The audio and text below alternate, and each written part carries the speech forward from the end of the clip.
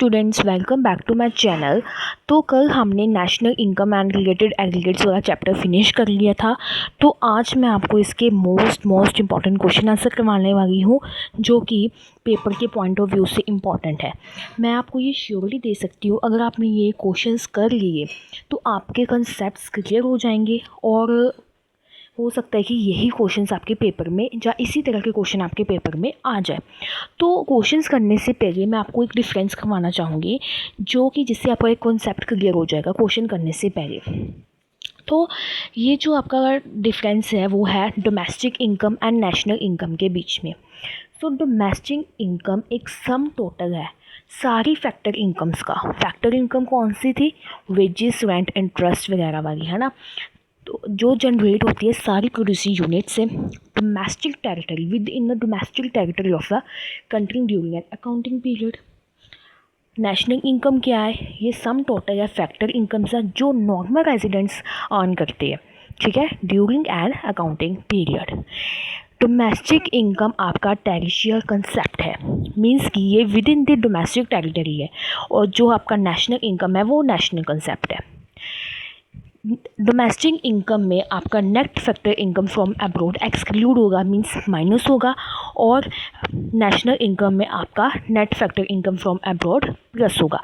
तो ये था हमारा डिफरेंस। तो अब हम इसके करने वाले हैं क्वेश्चन आंसर, जो कि हॉट्स हम जिसको बोलते हैं, जो कि बहुत इंपॉर्टेंट है। हॉट्स तो आते ही आते हैं इकोनॉमिक्स के पेपर में। सो लेट्स स्टार्ट। सबसे पहले उसने बोला है income earned bye foreigners working in a branch of foreign bank.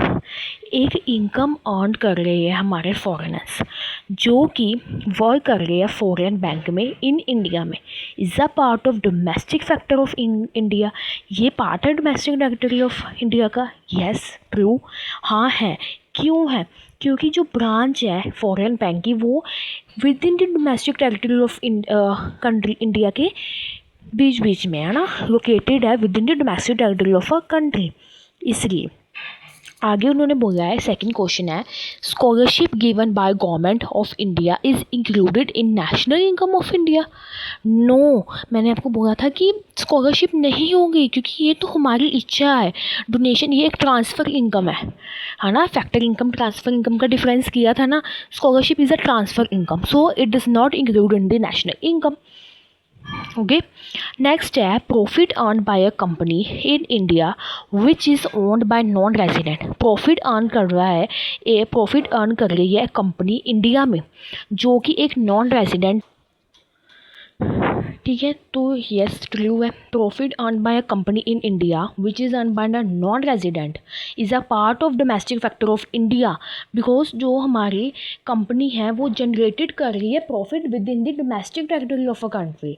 सो ये हमारा इंक्लूड होगा, ठीक है।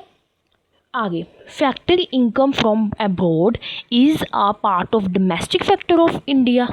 जो फैक्टर इनकम हमारी अब्रॉड से आ रही है वो डोमेस्टिक फैक्टर ऑफ पार्ट है? No, because it is not generated with the domestic territory of India, क्योंकि ये जनरेटेड नहीं हुआ हमारे डोमेस्टिक टेरिटरी ऑफ इंडिया के विद इन।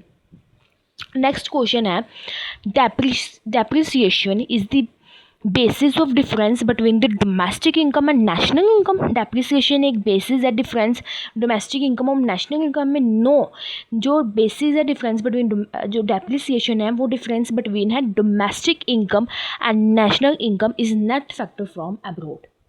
ओके, तो ये थे आपके क्वेश्चन। अब मैं आपको एक होमवर्क क्वेश्चन दे रही हूँ, ये है आपके होमवर्क क्वेश्चंस, ठीक है। ये बहुत ही इम्पॉर्टेंट है। अगर आपको इसके आंसर आते हैं so please comment it down, तो फिर मैं आपको बताऊंगी कि आपका गलत है या सही है। देखो बेटा, क्वेश्चन क्या है, how will you treat the following Y estimated domestic product of a country. आप इसे कैसे ट्रीट करोगे जब हम कंट्री के डोमेस्टिक प्रोडक्ट को कैलकुलेट करेंगे? रीज़न के साथ बताओ। सबसे पहला है profit earn bye branches of a country banks in other countries. बताओ ये इंक्लूड होगा, कैसे ट्रीट करेंगे हम इसे? नेक्स्ट है gift given by an employer to his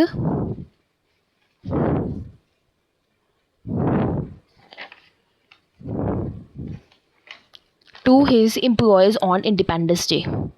आगे थर्ड है purchase of goods by foreign tourist.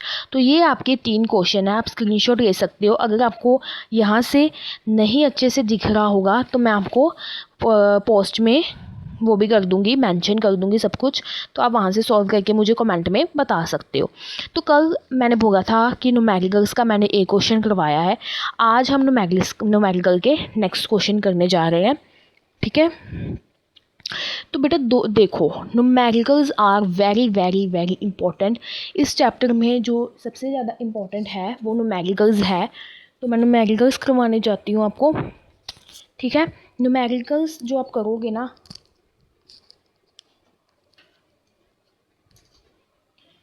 तो ये जो न्यूमेरिकल्स है ये अगर आप कर लोगे तो आपका कॉन्सेप्ट, आपके बाकी जो न्यूमेरिकल्स है वो भी निकलने स्टार्ट हो जाएंगे, ठीक है। So let's start the first numerical.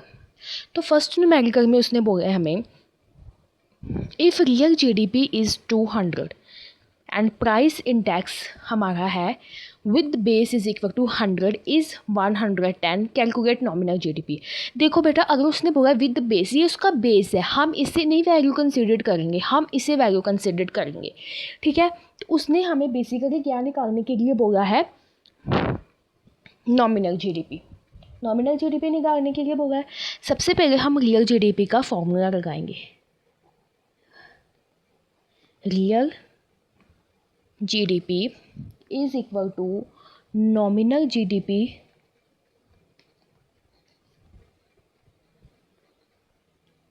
Upon price index into 100, ठीक है। ये हमारा रियल जीडीपी का फॉर्मूला था।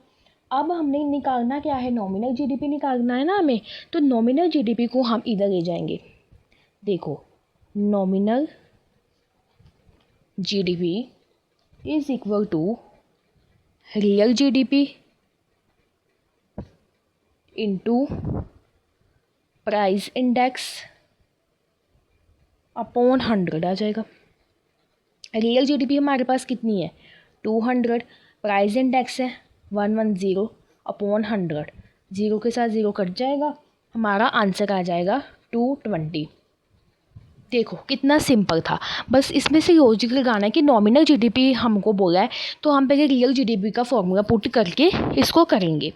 नेक्स्ट क्वेश्चन है हमारे पास, if the nominal GDP is 1200 and price index with base 100 is 120 कहेंगे, कैलकुलेट रियल जीडीपी। हम रियल जीडीपी कैलकुलेट करेंगे। देखो, नॉमिनल जीडीपी भी दिया है और हमारा प्राइस इंडेक्स भी दिया हुआ है। सिंपल फॉर्मूला पुट करेंगे, रियल जीडीपी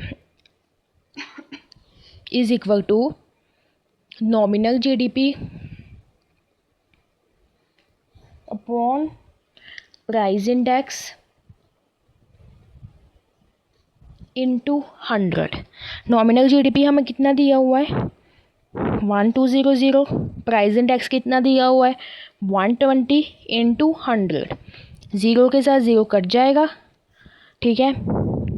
तो हमारा आ जाएगा 1000। This is the answer. Simple formula put करना था, कोई इधर उधर नहीं लेके जाना था।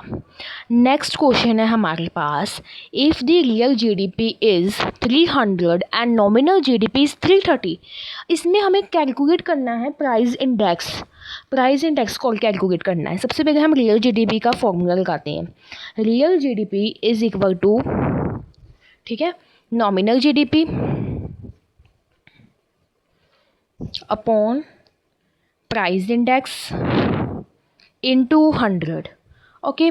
अब हमें निकालना क्या है, ये प्राइस इंडेक्स निकालना है। प्राइस इंडेक्स हमारा आ जाएगा यहाँ पे, price index is equal to nominal GDP भी हमें दिया है और रियल जीडीपी भी हमें दिया है, इनटू 100। नॉमिनल जीडीपी हमारे पास कितना है, 330, रियल जीडीपी 300 इंटू 100, तो आपका आ जाएगा 110 आंसर। आई होप कि आपको ये क्लियर हो गया होगा। तो देखो बेटा, न्यूमेरिकल्स आर वेरी इजी। तो ये है आपके नेक्स्ट होमवर्क क्वेश्चंस, ठीक है। एक इसमें से थोड़ा ऑप्शनल, ये देखो ये थोड़ा अलग है। इफ़ नॉमिनल इनकम इज़ 600 और प्राइस इंडेक्स अगर 100 होगा तो रियल इनकम निकालो। रियल इनकम का मैंने आपको फॉर्मूला लिख दिया है, आपको सॉल्व करके बताना है। इन पांचों में से और जो मैंने प्रीवियस क्वेश्चन दिए, कोई भी प्रॉब्लम हो तो प्लीज़ कमेंट डाउन। देखो ये मेरा न्यू चैनल है, मुझे पता है कि मेरी थोड़ी क्वालिटी लो हो सकती है, बट मेरी एक्सप्लेनेशन बहुत अच्छी है। अगर आपको वीडियो पसंद आती है तो लाइक करके ज़रूर जाइए क्लिक कीजिएगा और सब्सक्राइब कीजिए और अपने फ्रेंड्स को शेयर भी कीजिए। और कोई भी प्रॉब्लम है, जब आपको कुछ समझ नहीं आ रहा है, जब मेरे में कोई कमी है समझाने में, तो प्लीज़ कमेंट कीजिए तो मैं अपना कुछ इम्प्रूव कर पाऊँ, ठीक है। Thank you so much for watching my video, thank you. और इसके बाद ये हमारा चैप्टर कंप्लीट है, तो हम नेक्स्ट वीडियो में सेकंड चैप्टर में करवाऊंगी, जो कि बहुत बहुत इंपॉर्टेंट है। उसको मैं बहुत इंटरेस्टिंग वे से समझाने वाली हूँ। तो please subscribe for next update. Thank you.